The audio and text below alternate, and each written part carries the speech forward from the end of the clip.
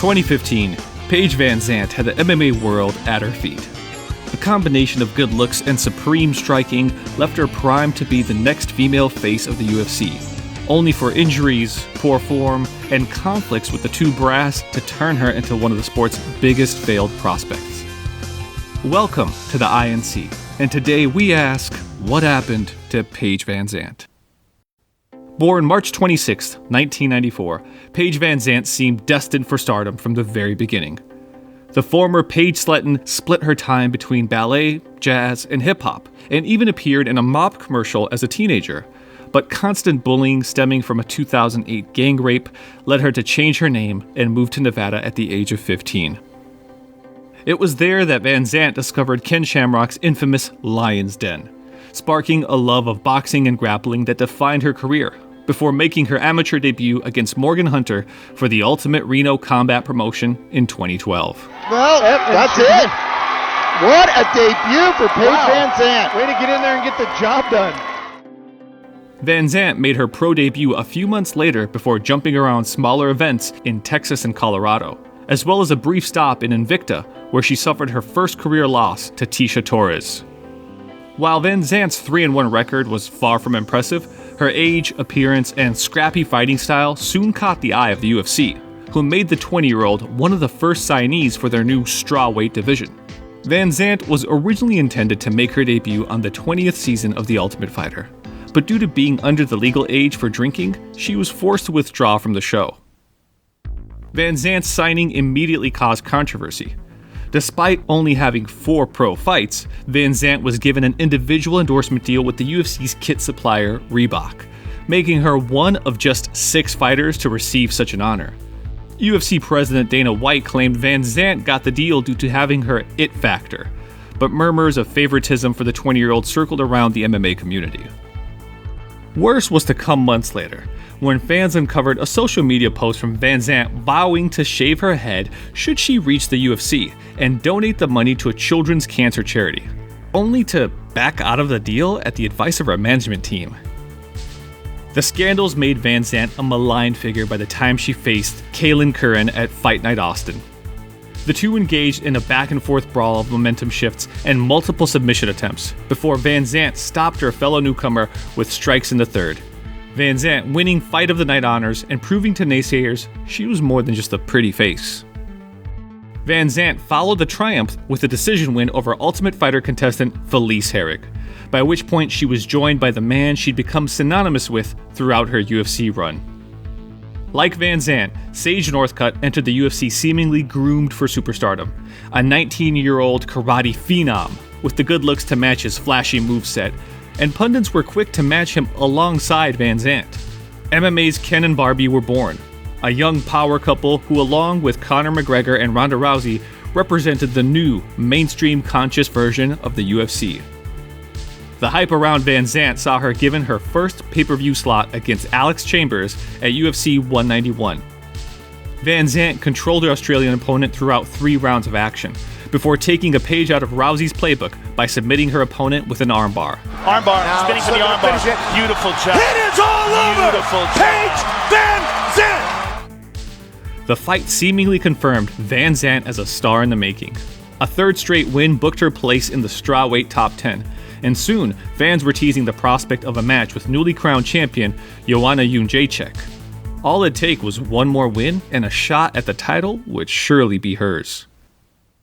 In December 2015, Vanzant earned her first UFC main event against Rose Namajunas, who brought Vanzant's charity stunt back to focus by shaving her own head in the weeks before the fight.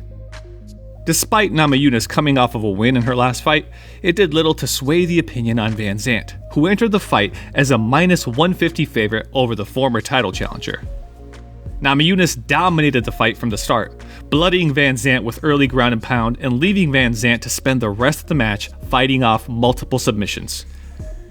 Namajunas finally finished the brave Vanzant by rear naked choke in the 5th round, in a match widely considered one of the most one-sided main events in UFC history, with a broken Vanzant finally letting her emotions show in the post-fight press conference. There was no pressure. I just knew, I got a lot to learn. Just working with my team. Try not to cry, guys. Yeah, just working with my team, getting my technique better. You can't just be aggressive to win fights. Sage Northcutt would suffer his own high-profile loss to Brian Barbarena a month later. And with that, the plan to make he and Vanzant the next MMA power couple were all but over. Surprisingly, the loss did little to hurt Vanzant's mainstream popularity. In 2016, she competed on the 20th season of the ABC reality show Dancing with the Stars, while reports of a feud between herself and Ronda Rousey kept her name in the headlines. It led to a newfound interest in Vanzant when she returned to action against Bec Rawlings at Fight Night Vancouver. Vanzant utilized a different fighting style early in the match, throwing an array of jumping and spinning kicks and seemingly abandoning the grappling-heavy approach of her early career. Vanzant was advised against the techniques by her corner prior to the start of the second round. She chose to ignore them. Oh, she knocked her on cue. Looking to finish this fight. It is all over.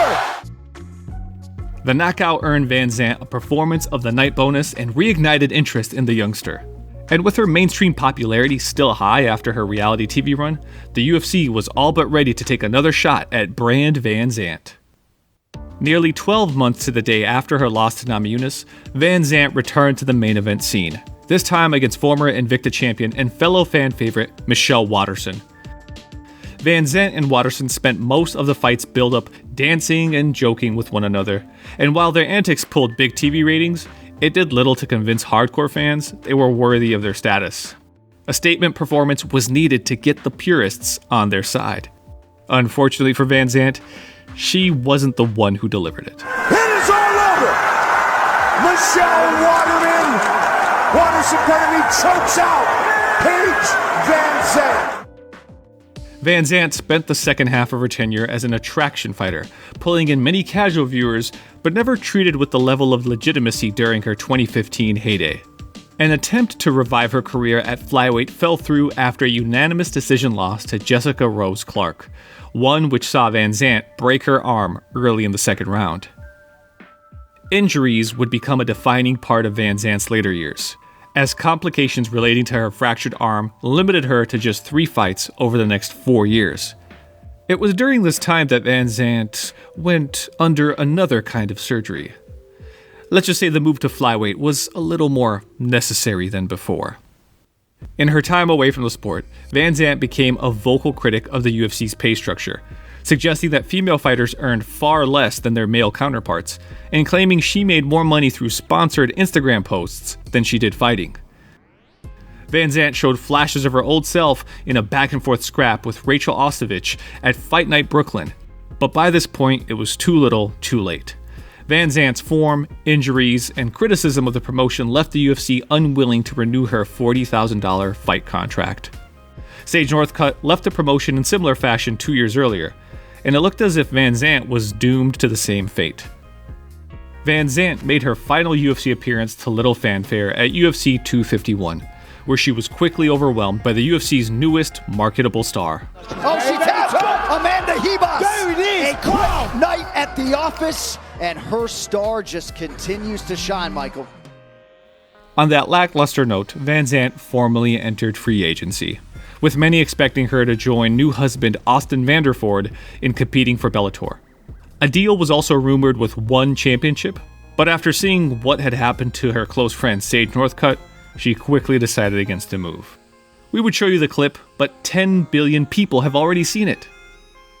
Instead, Vanzant surprised many by signing a $1 million deal with the Bare Knuckle Fighting Championship, despite never previously being known for her striking abilities, losing her company debut against 1-2 Britain Hart. Luckily for Vanzant, it wasn't the most embarrassing loss sustained by an MMA fighter in a boxing match this year.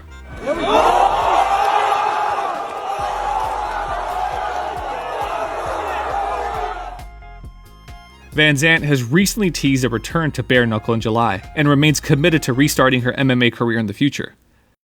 In many ways, Vanzant was a victim of her own success. As a marketable girl with early success, she was thrown into big matches well before she was ready for them. That, added with the continued success of her media career, led to a considerable drop in motivation. Vanzant was often dubbed the Barbie of MMA, and much like the toy, she was quickly discarded once the novelty wore off. This is the INC. Like, share, subscribe, and ring the bell so you never miss a video.